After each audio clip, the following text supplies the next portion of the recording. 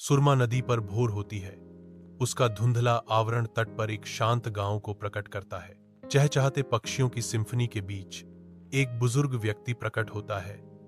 उसके कदम नापे जाते हैं क्योंकि वह नदी के पास जाता है। हरिपाड़ा का कमजोर शरीर वर्षों का भार ढोता है, फिर भी उसकी आंखों में एक शांत शांति झलकती है जो नदी के कोमल आलिंगन की ओर आकर्षित होती है।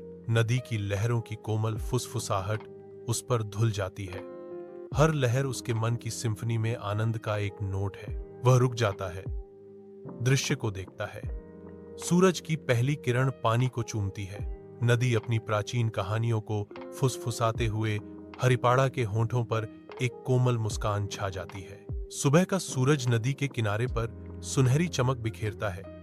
जहां हरिपाड़ा शांत एकांत में बैठा है, नदी चमकती है जो शांति हरिपाड़ा प्रकृति के आलिंगन में चाहता है को दर्शाती है। एक युवक आता है, शांति को एक सवाल से भंग करता है। दादाजी, आप हर दिन इतनी परेशानी के साथ यहां क्यों आते हैं? हरिपाड़ा अपनी आंखें खोलता है।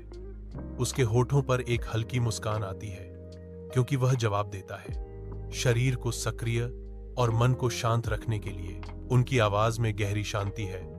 जब मैं प्रकृति की गोद में आता हूं तो सारे दुखों को भूल जाता हूं। नदी बहती रहती है। हरिपाड़ा की शांति की खोज की एक शाश्वत गवाह युवक गांव के रास्ते पर चलता है।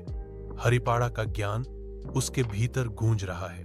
एक रहस्योद्घाटन होता है। सच्ची शांति प्रकृति के आलिंगन में बसती है।